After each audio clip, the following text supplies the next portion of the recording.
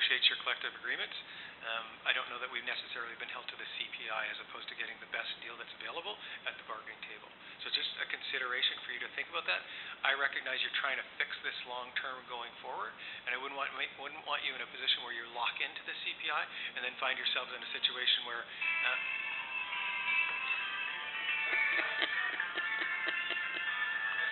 my apologies. We have interest arbitration tomorrow, so we're just doing some prep work, and that was legal. Yeah, it is a good song. So just recognizing that there are variants to this. Sometimes with the best of intentions, you lock into the CPI, but there are other influencing factors that you need to give consideration to, and that's something for you to think about. Okay. Is there a way that you can provide us with some wording for that moving forward? If I may, it's as simple as identifying that whatever a COLA adjustment. So CPI and COLA are two different things. Yes. Okay. So CPI is very, very strict and it's very identified, but a COLA adjustment can take into consideration the CPI plus an additional adjustment for whatever reason that's provided. So the way the wording is for the County of Brantford, I don't have it at my fingertips, but essentially what it is, it identifies that whatever adjustment is provided to the non-union employees would also apply to the elected official remuneration, and that way that continues forward that way. Okay. I'd never recommend that the tail wags the dog. What do I mean? I'm a believer in making sure that we're treating our non-union staff as good or better than our unionized staff from a process point of view. So it's not uncommon to find yourself in a situation providing slightly higher increases for the non-union staff as opposed to the unionized environment, but that's about organizational culture and the environment that you want. But those are things for you to give consideration to in terms of the way you approach things. Okay. Is everybody in agreement with that? Perfect. Thank you. Okay. Councillor McLaughlin, sorry. Just to ask Bruce, and I can't remember. I remember when you came the last time and we went to this system, but I can't remember what year it was. And because when you said that, because all we've ever done since we started on this system of one pay, I guess is the way. All we've ever taken was CPI. Correct. And that, I think, is where you're absolutely right, we've kind of got into a downfall because it wasn't matching what the rest. Correct. So if I may, Madam Chair, so that goes back to, it was under Donnie Rathwell that I was last before you, and that would have been about 6 or 7 years ago. Oh, it's that anyway, if not longer. Yeah, I'm pretty sure. Yeah. I know I was sitting at the council chambers at that time, but I know nobody else on this council was there. So if I may, as things evolve, my responsibility is to make sure you're considering all your options about the things that affect your compensation. And if you find yourself simply locking into the CPI, that could be inconsistent with what you're doing in the other areas. And that's why we make the recommendation that whatever the annual decision is relative to the non-union staff, that you also apply that to council. That, from an optics point of view, is also seen as fair, and it's a consistent practice with most local municipalities in terms of the way they approach compensation. What you don't want to do as a council is suspend or not give yourself a single increase, because when I was here some number of years ago, we were trying to play catch up for all of those years that were lost. And at that time, the increase that was being recommended was, fairly significant. And the optics of that in the public appears to be that you're trying to fill your pockets, where really all you're trying to do is maintain your compensation to be a competitive level, and to at least find yourself in a position where you're compensated reasonably for the volunteer work that you do. Thank you.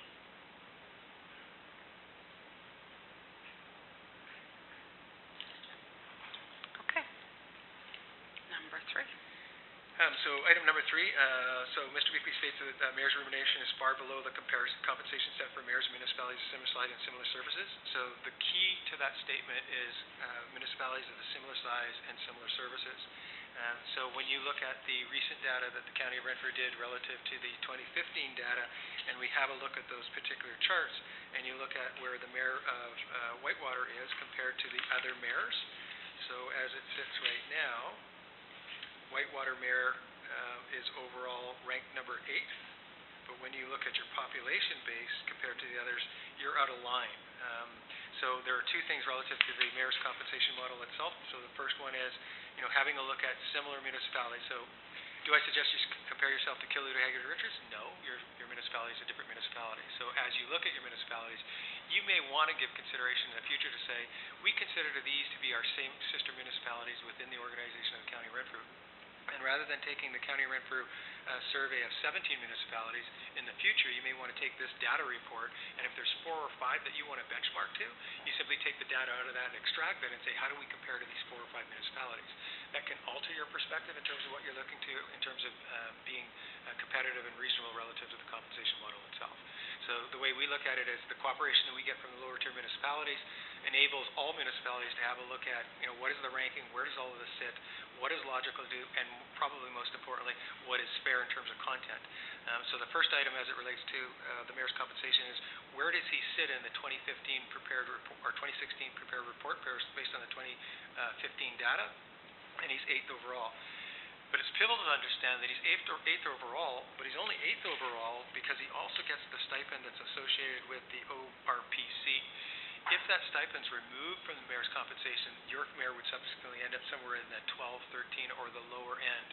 So part of my recommendation up front was that you give consideration to identifying that money that flows from ORPC become an annual part of his stipend, so that you're not dropping the mayor below that level that makes that position not competitive enough relative to comparison to other mayors. And you haven't done that. As I understand it right now, it's at the mayor's discretion to determine how that's assigned. I'm also aware that there's a second stipend that goes to a member of the public as it sits right now, and whether or not you want to maintain or continue that, or you want to leave that power with the mayor, that's also a consideration for you as to how you want to do that, as to whether or not you wanted the general council to make that decision, as opposed to the mayor making that decision. So it's just for your consideration. Now, what I don't know is what are the bylaws of the municipal or the group ORPC that's making those payments to you. So I don't know if it's just money that flows to you and then you disperse it, or whether it's money that you have the discretion about where you want to put it.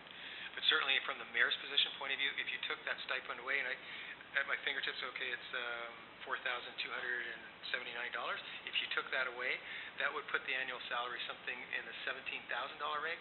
That would place your mayor at 14th overall in 17 municipalities, and that's just not right, in my opinion. So that amount is paid directly from ORPC? Right. As well as the other amount, to the mayor, not to the township to disperse. And it depends on how many meetings they attend as well. So it's based on meeting attendance, I believe, as well as they get paid directly from them. And if I may, Madam Chair, if I remember, and I don't have my file here at the moment, I seem to remember headlines and some stuff that was in the press debating the allocation of that particular fund and how that's done. And I'm just saying, when you look at the rug ranking as it relates to the mayor's placement, that as long as he's getting that stipend, and that's part of his compensation, that in my opinion, he's paid appropriately in terms of where he's measured currently right now. So I don't know if you have a resolution anywhere that identifies that he will get that on an ongoing basis, but if you don't, my recommendation is that you do pass a resolution that that's part of the compensation. Right. And in previous years, that wasn't recorded in the actual remuneration, the survey that's prepared by the county. That was never recorded in that, nor was it recorded in the statement of remuneration of council members. But how could you do that when you have a responsibility for recording all remuneration? It wasn't there until just this past year. Right. Okay. So we move forward and we forget about the past from a process point of view. All I'm looking at is, rather than finding yourself in a debate with the next council, and I'm not sure whether or not all of these people will return or otherwise, so nobody's debating whether or not that fund flows to the mayor. My recommendation is it should be positively identified that it should flow to the mayor, so that you don't have that as a future debate. Right. And the other issue that came up was the mayor used to sit on both boards before, and now he's only sitting on one, and a member of the public sits on another because the mayor appoints the board members and the council approves the board members. So if I may, council as a majority could change that if they made a determination that they wanted that worked a different way, unless you have a unless you have a resolution or a bylaw that stipulates that that's what's going to happen. But as we all know, a majority of council is always the decision that's made on council in terms of process. So if collectively you made the decision that you didn't want that money to flow to a member of the public, if you have 7 people, 4 decided that that was a resolution they wanted to pass, that could change. That's the way the democracy works. Okay, so will we discuss that further now, or do you want to discuss that further later with regards to that issue? Councillor Olmsted? I liked Mr. Beek's recommendation to go ahead and pass a resolution confirming the mayor is appointed to ORPC, and that it's under the mayor's discretion of who he wants to appoint. I would prefer to see it a member of council, a voted public official that's voted on the other board. That's to be debated. So perhaps maybe we could bring that motion back to I don't know. Can we make that motion now and then bring it as a council motion later on to be ratified? Or Christine? I am going to be rewriting with some changes that we're discussing tonight, the current remuneration bylaw. I can simply build that into the bylaw. Then it's all consolidated in one document. It's just that the mayor isn't here now, and he has, not to speak for him, but he has been approached by this issue before, and he has stood by his ground that his appointment is what it is. I think it's fair that he be here to address that issue, but I think it is a point that should come to a vote to council and go from there.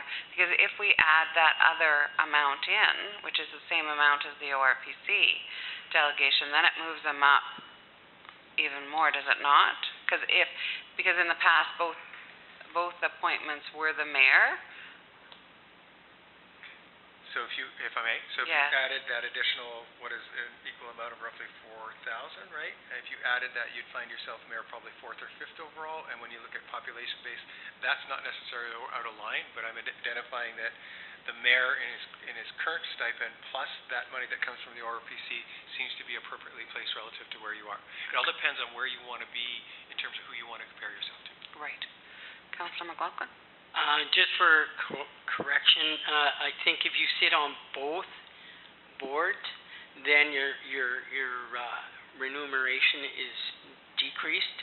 If I'm correct in what my figures were, the former mayor used to receive $6,200 to sit on both boards, and now when you put your figures together, I think it's around 9,000. And it's because there's two different people, one appointed to each board.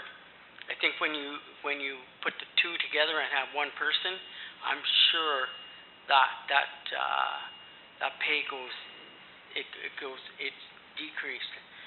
So perhaps we'd have to get some more information from the actual boards themselves to see how that is paid out, so that we can move the bylaw forward. Yeah. And make that recommendation. If I could, I think it's a smart move for this council to get in writing what the mechanics of the payments are, whether there's one or more people that are the beneficiaries, so that you understand how that works. That way you can make an informed decision relative to your resolution as it relates to the mayor's compensation specifically. Hold it. So from the crowd. Marcia? Sorry, I just did a quick check on my report. In 2014 remuneration, I did report for the past mayor that he sat on both boards, ORPC and ORES, and it was $7,221.78. And for this year, both of them combined would be $9,972. So just a little over $5,100 for the member of the public to sit on the board, and then the difference with what the mayor sat on.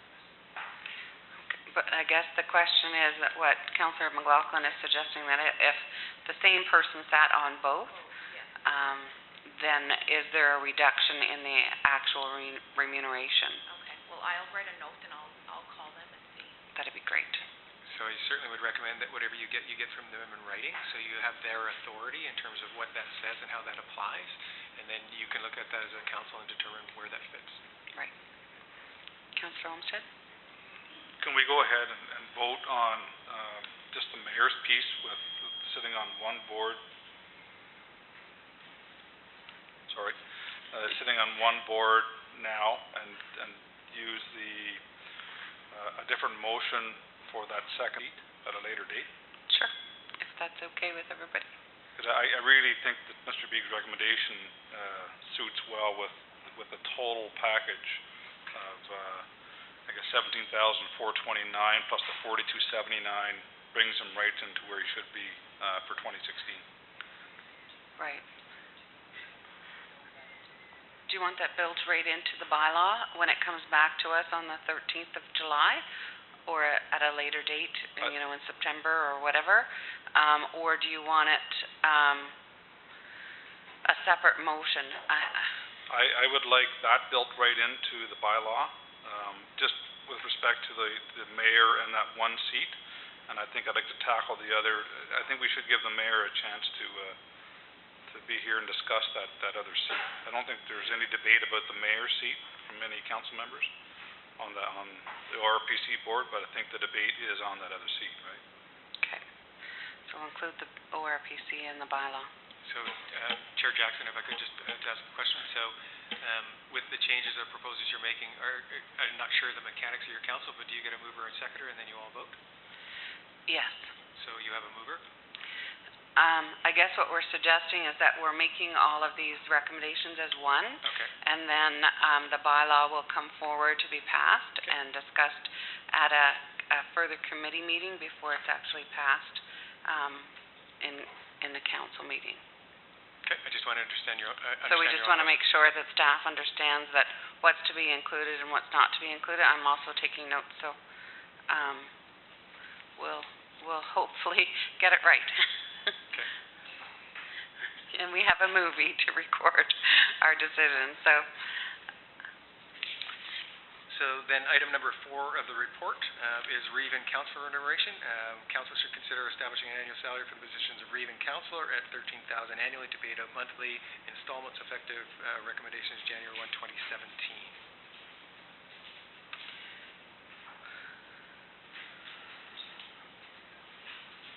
okay, so on that, there's a total value cost variance of $15,091.14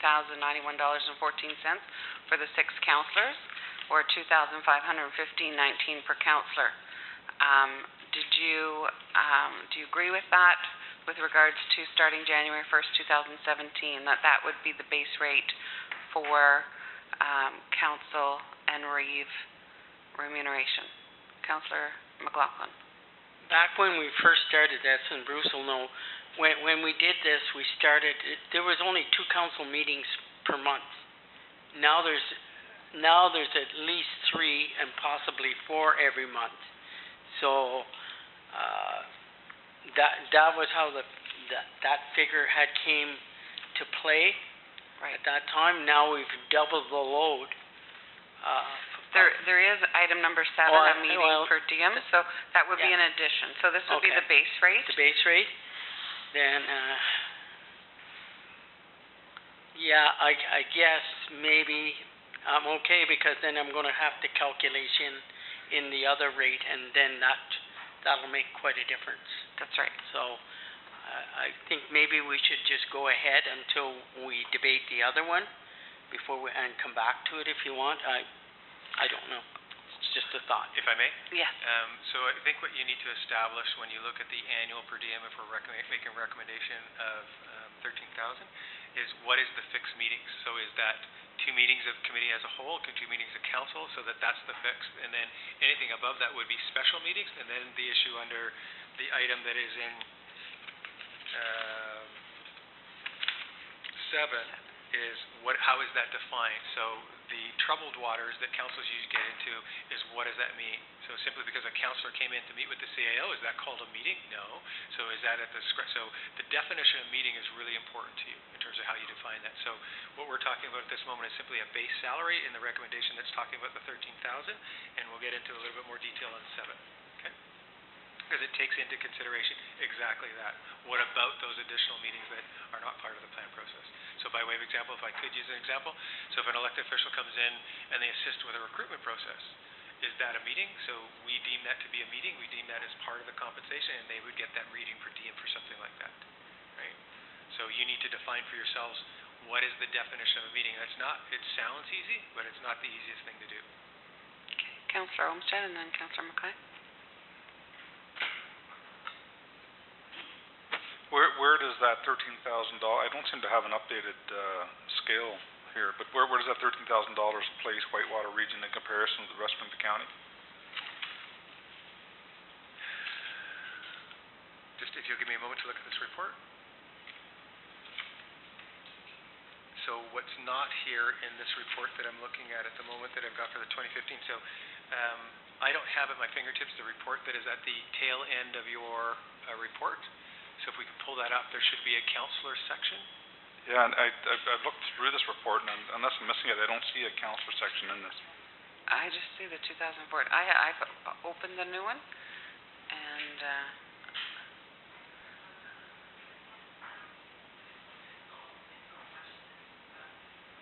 Yeah, I see one that says 2014. It has everybody in there, but then later on in the report, I do see Mayor. There's a bunch of Mayor Reeves ones, but I don't see one for 2015. council. So there should be a different document that is the counselor remuneration. I don't have that in my is there a fingertips. chance that you could get that photocopied for us, Christine? So Christine, in the email that comes from me that we send back out to all of the municipalities, which is inclusive of all of these reports, there should be a section that's related to councillors. Do you know when that was sent? This would have been done, if this was prepared in April of 2016, we would have mailed it out in May. It says revised May 15th. 15, no. I printed everything I received, I thought. Okay. Well, hold a second. So I'm looking at, okay, so I have the document here. So in the document that is 2015, prepared April 2016, if you look at the far right-hand column, it's councillor salary range, salary and expenses does not include mayor or deputy. So this is councillor salary range. We don't have that. We have the 2014. Yeah, we have. That would be great. Yeah. Well, So that top sheet, please. Thank you. That might be this one. And does that report show the actual base rate for the councillors? I can't remember if it shows the base or if it's the average of what the actual It's the outcome of the FIR at the end of the Right. year, as opposed to the rates that are set by the bylaw. Because when you look at council remuneration, you can set these rates, but when you set the base rate and then you have meeting per diems, it's only the Depends. FIR that tells you actually what's happening and who's paying what. with That's the what you're two. going to see, Yeah. right? So you'll get some sense of, if you plot yourself at 13,000 and you average X number of meetings over and above your standard meetings, where might you fall? That helps you, if you will, set your compensation as being whatever you want to be reasonable for half and full day meetings. Right. So we'll just be a moment. And I apologize, but as I was doing a number of things in preparation for tomorrow in Ottawa, that's the one file that's sitting on my desk. It happens. It happens. Right. And I really didn't expect to be in front of the mic today. Yeah, sorry. I didn't. I expected to be back there. Councillor Mackay? Okay, so we were going to school board meetings trying to save Westmead School, and we went to the school board itself, and then we went to some meetings for the school. Is that a meeting? Is that considered a meeting? That's for you to decide. So it's my view that what has to happen is this chamber, you councillors, need to decide what a meeting is. So the base meetings, if you will, the base compensation is for the regular meetings that you have every month that are part of the regular business. But then you need to say, what is another meeting? So typically what happens is council has a general discussion to say, that's in, that's out. So if you were to go to something that was ceremonial in nature, that would just be expected to be an extension of job or your function. Yeah. But I believe you have the power and the ability as a council to say, listen, we have this upcoming initiative that's taking place regarding Westmead School. Are we in agreement as a council? We got a mover and seconder that we're going to call that a meeting for purposes of our compensation, and then you could vote on that as a group, because you can't anticipate that that's going to happen. So as over time that happens, if you're going to be active in doing that type of thing, all of council should make a decision. Otherwise, what happens is that you find yourself in a situation where councillors are arbitrarily deciding what they're going to go to and what gets paid, and you're going to end up with a very public debate between yourselves that you don't want to get into. Yeah. Okay? So you have the power and the ability. But a perfect example for me is recruitment. So when we at the County of Renfrew are doing recruitment at a director level, we involve elected officials. When those elected officials attend that recruitment process, they're paid their meeting per diems.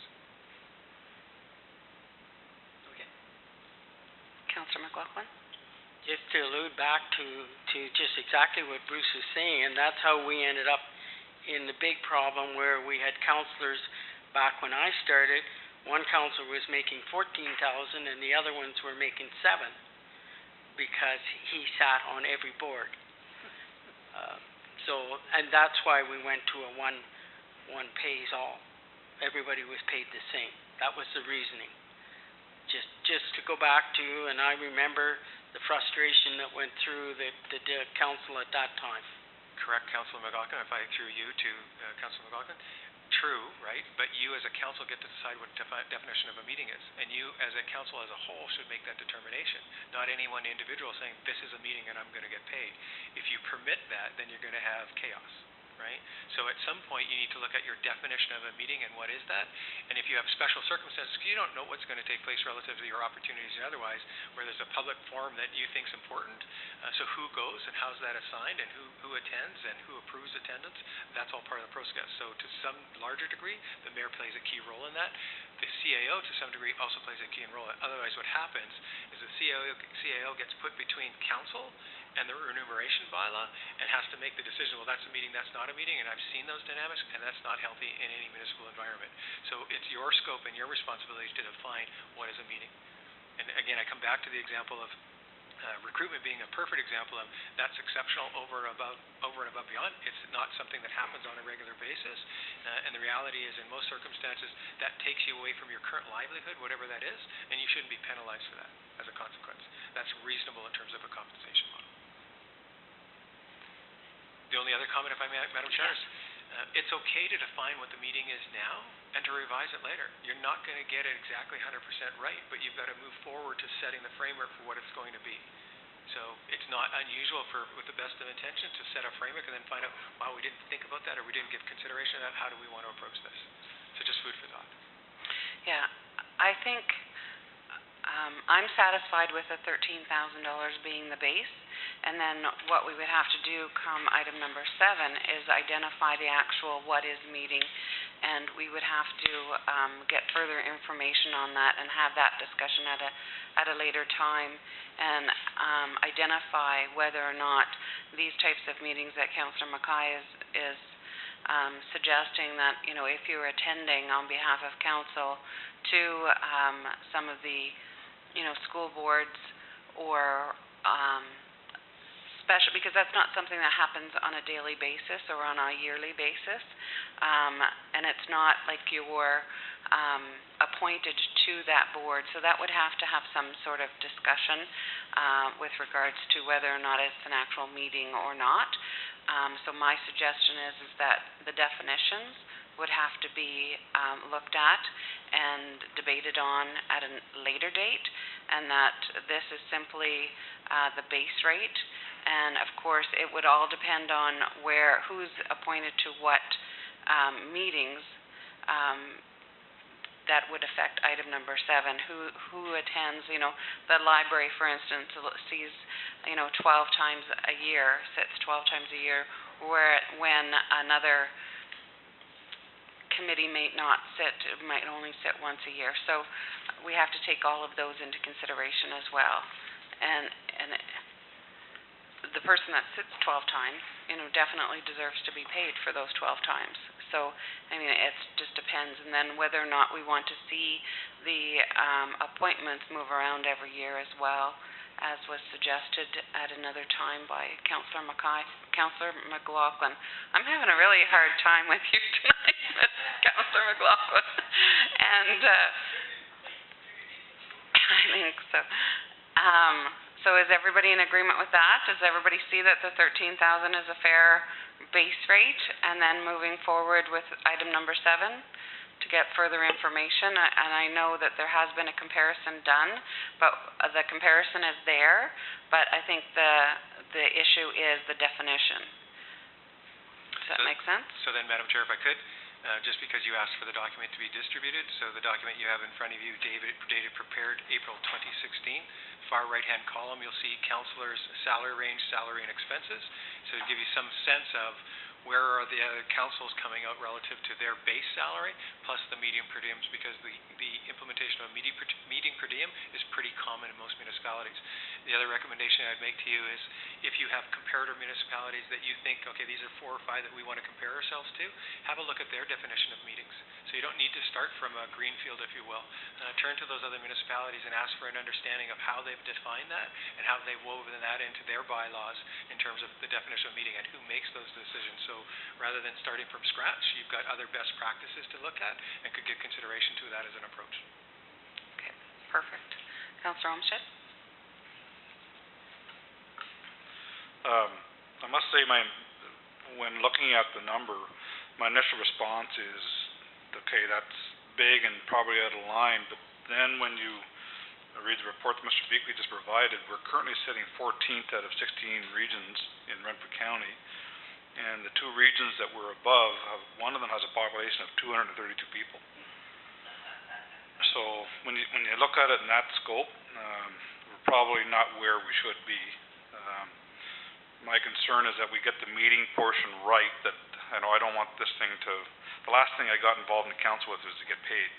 So I don't want to sit here and start giving ourselves big raises and giving ourselves pats on the back and being paid for every meeting we attend. So I think it's very important that we we get the language of these meetings down to a science, that I don't think we need to go from whatever we are now, $12,000 to $20,000 a year councillors.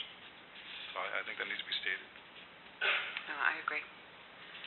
Christine? I think it might be helpful as well if we built a schedule into the bylaw with a definition of meetings. It's easier to change a schedule than have to redo a whole bylaw.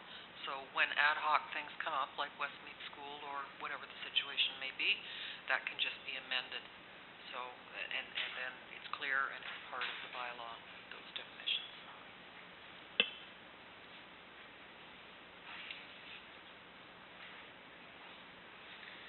Item number 5. So item number 5 deals with the chair per diem, and Mr. Beakley, that's me, recommends establishing the annual per diem for the chairs of standing committees to be increased from $1,700 to $1,800 annually effective January 1, 2018. And what I've taken the opportunity to do is define those particular committees, which are your standing committees, and that will help you in assisting identifying that those participation in those specific committees are the committees that you're getting your $13,000 annual per diem for. Does everybody agree to the increase of $100 per year? $1,700 to $1,800 for a chair. Councillor McLaughlin. Are you talking about every standing committee then? Because at this time we don't do that. That's correct. So that's what he's also stating, that both Councillor Olmsted and myself are chair of 2, and we don't currently get paid chair for those 2.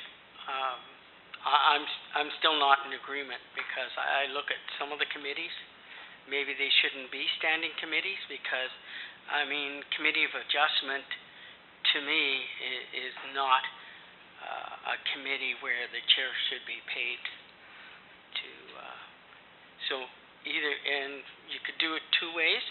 You could just scrap the whole thing and just add it to the honorarium, which would be the same thing in my mind as leaving it as chair, because each one of us at this time do receive the same honorarium, I guess you could say. But whenever you're going to do this, then you're going to double it, and I wouldn't be in favor of being paid, some councillors being paid for 2, other councillors being paid for 1, unless you're going to start to rotate the committee. So I think there needs to be some thought. So either one way or the other, leave it as is, or just strike it out completely and just add it to your honorarium. There's not much difference, really. Any other comments with regards to that suggestion, Councillor Mackay? I think if we paid for every committee, I think you'd start getting hard feelings. You might see people fighting over getting 2 more committees. I think that's what happened with the last council.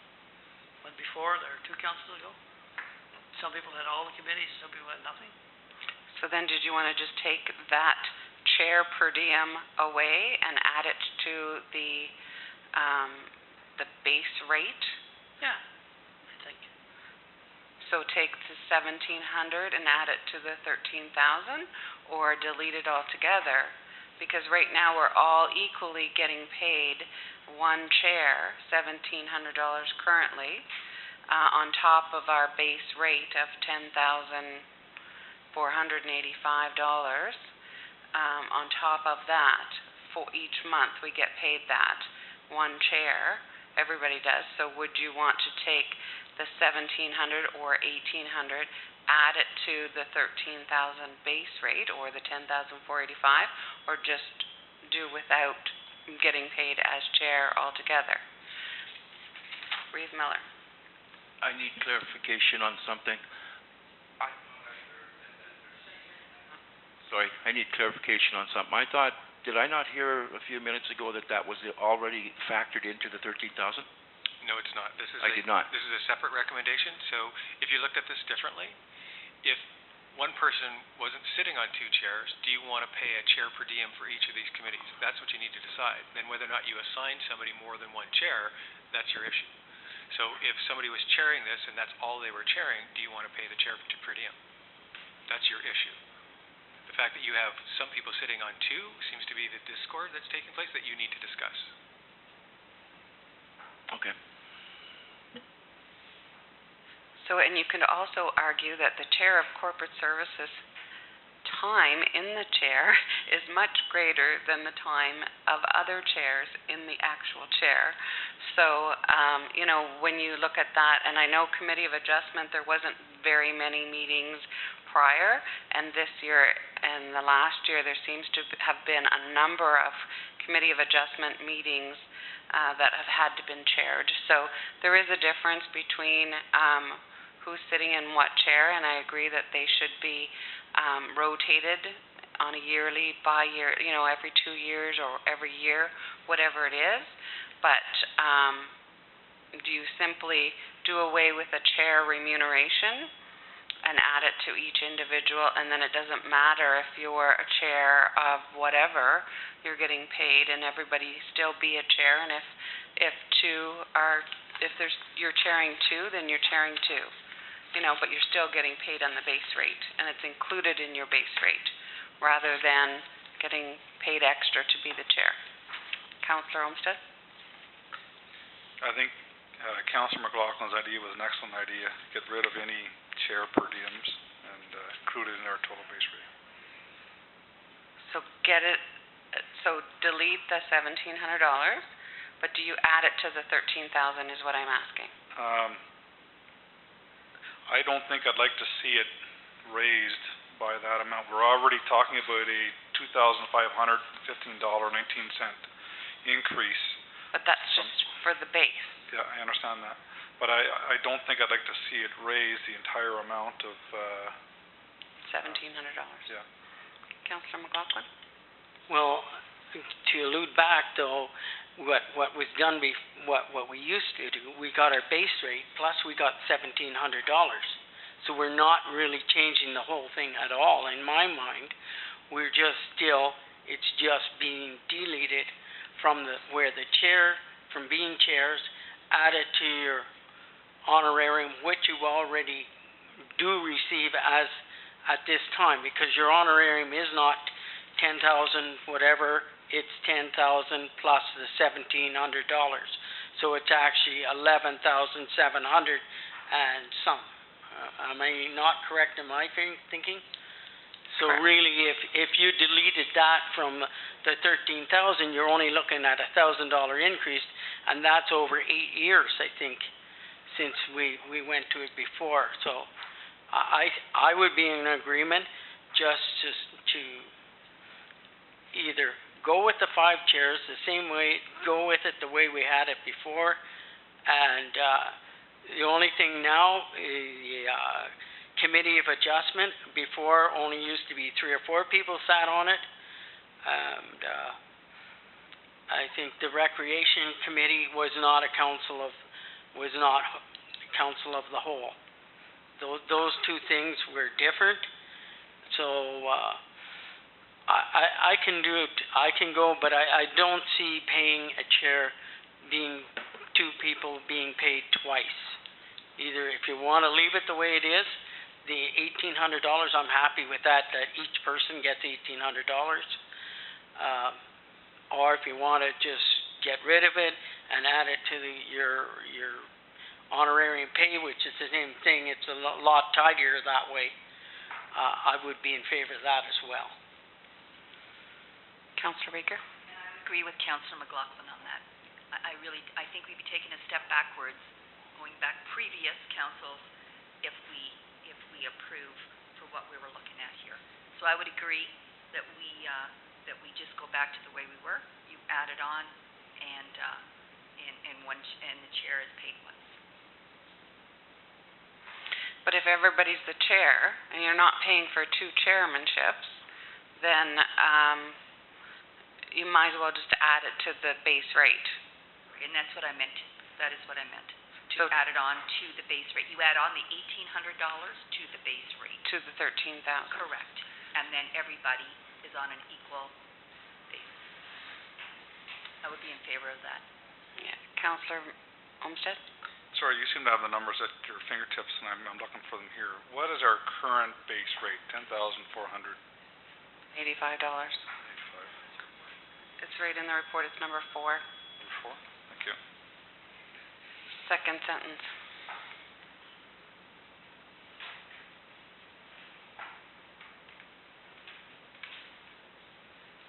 Oh, thank you.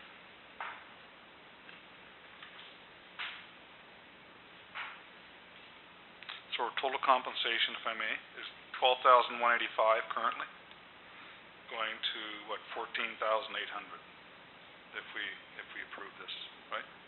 Yeah, and if you look at the other councillor salary ranges, it still puts us at the bottom end. It certainly doesn't increase us in the numbers. There's still a number of municipalities that are close to us. I think it's a fair rate. I think when you combine the two, because if you're not simply going to pay for the second chair, then you might as well put it on the base rate and be done with it, and then it doesn't matter if you sit on 2 or 3 or 4. Then it just depends on how you get assigned a chairmanship. Okay, if I may? Yes. So just doing the quick math and ranging where that would put us around 11th. So that would bring us from 14th to 11th, which, I can... You can live with that? I can live with that, thank you. Okay. Just on the observation of where you would rank, given consideration that what you're looking at is the outcome of the FRR. So in these numbers are all of the numbers that float as a result of the meeting per diems that are paid upon the base rate. So just to have the right context in terms of the numbers you're looking at. Right, so, I did understand that, so my thought process was right now we're 6th in population. That would bring us from 14th to 11th in our total versus, just our per diem plus our chair versus their totals, and I think the balance would be made up with the meeting per diems.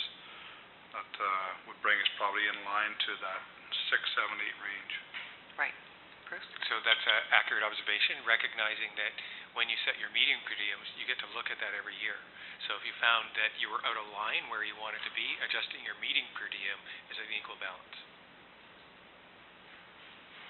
Okay, so we'll adjust the base rate. We'll get rid of the chair per diem, and we'll adjust the base rate to 14,800 or 14,700. Councillor Ricker? In favor of the 1,800, the 14,800. 800. Yeah, I would be in favor of that. It has been 8 years, and so I think we need to get this right, because it could be 8 years before we come again. That's right. Without anyone around. Okay? You can invite me back. You can invite me back. Okay, so we're good with that? Reeve Miller? I can agree to it. It makes sense now that I've heard it all. It does make me think of one question, Bruce. What in heck do you tell the people on the bottom of the list when you're having this meeting with them?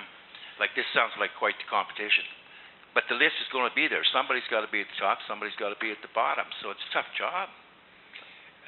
I think my approach to council remuneration, even being a staff member and otherwise, is you have to be fair in your compensation. You have to recognize that, for the most part, the elected officials' function is a voluntary one in terms of its nature, and that most people have jobs, whether they're self-employed or whether they're employed elsewhere, and the time that it takes them away from their job is costing them money. So while I'm not looking to replace their remuneration, I don't think they should be adversely harmed.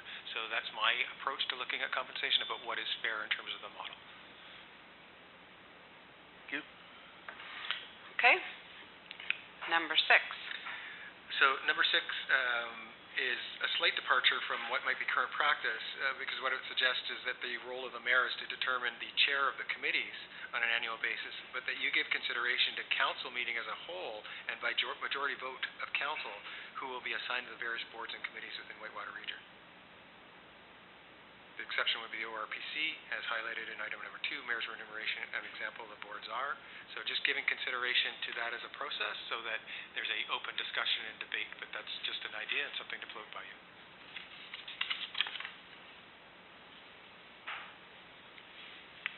I know, just as a suggestion, I know in another municipality where a board pays their attendees, the board members, a rate of pay. And it used to be that whoever was appointed to that board for that council would return the funds back to the municipality. So they didn't get paid any extra above and beyond sitting on that board. So that is a way of doing it, but would have to be clear. So if in the event that it was another councillor instead of an outside person that sat on the other board, then you could ask that councillor to return that rate of pay, but then you would also have to pay them mileage to go to that, wherever that meeting was. So there's that. Just as a suggestion, and perhaps that all comes under numbers, number 6 and number 7 kind of all comes together, and maybe we could get some more information once we find out what a person is factually paid, if it's based on meetings, if they get paid mileage on top of that. Find out all that information in writing, whatever their bylaw is, and then come back to 6 and 7 at a later date. Does that sound fair? So we'll skip to number 8 then. So number 8, quite simply put, the majority of councils in Ontario, out of the 444, tend to drive their mileage rates to the CRA. So the CRA is a science that drives mileage rates for ultimately for the province in terms of how they're applied. It went down a penny this year when the rates dropped, so nobody ever makes money on mileage. And it's my view that the simplest thing for local councils to do is to match the CRA rates, whether they go up or down. In my 24 years being associated with the municipalities, this is the first time I've ever seen it go down. But it takes away that debate, well, the fluctuation in gas, you're making more. There's nobody that makes money off mileage. There's just no way. The wear and tear in your vehicles and otherwise. So I've found that in making recommendations to local municipalities to give considerations to matching yourself to the CRA is just the simplest methodology to use. It's their science, it's their process, it's non-debatable. Does that make sense to everybody? Councillor McLaughlin? Yeah, no, it makes total sense to me, but I do have a tiny problem, and I think I know one of my suggestions that went to Mr. Beakley was that we charge for mileage out of the township. But when it's within the township, then I don't see if we're going to start to get compensated better for the meetings we're going to attend. I don't think we need to be charging mileage to come to our meetings. That's just my personal thought, and I do agree that once you go out of the township, then yes, you should be compensated the mileage. I'm not sure, Councillor McLaughlin, if you were on council rate at amalgamation and why that was put in place? Oh, I realize why it was put in place, because there was people from Westmeath traveling to Cobden, and I know that. Right. And I understand that. I just don't know if the rest of council knows. Yeah. So just to explain further, that was put in place to allow for the fact that this building is at this side of the township, and to compensate the people that sat on council that lived in Westmeath or La Paz to actually come and sit on council, to encourage them to do that. As we look around the table, we have very little from that area. So I would hope that perhaps we can designate, you know, a 20-kilometer radius or whatever it is, that anything above whatever radius would be compensated, so that at least up to that point. So if they lived 10 kilometers outside of that radius, then they would get paid 10 kilometers extra, and the 20 kilometers would be gratis, just like what everybody else is doing. Whatever that kilometers is, say if we took from La Paz, and what a normal... But that would be just my suggestion, because I don't want to discourage people from coming on council if they know they have to travel that far away. And but that was just a suggestion. Reeve Miller. Okay, I kind of tend to disagree with this. This would not be fair to Kathy compared to Chris and myself. Personally, I'm 5 kilometers. Somebody told me that. I didn't know how far it was. I think I read in this report I'm 5 kilometers, but I don't even put in for that. I'm paid well enough without that 5 kilometers. It's not the same for others, and we got to think ahead. Sorry about that. We got to think ahead to future council. We don't know where they're driving from, and this will be in place for them. So I think, and you know another suggestion I'd make? At county council, I don't have to put in a mileage report. They've got an attendance record. It's automatic. Would save a lot of bother. Everybody gets their mileage put on their automatic once a month.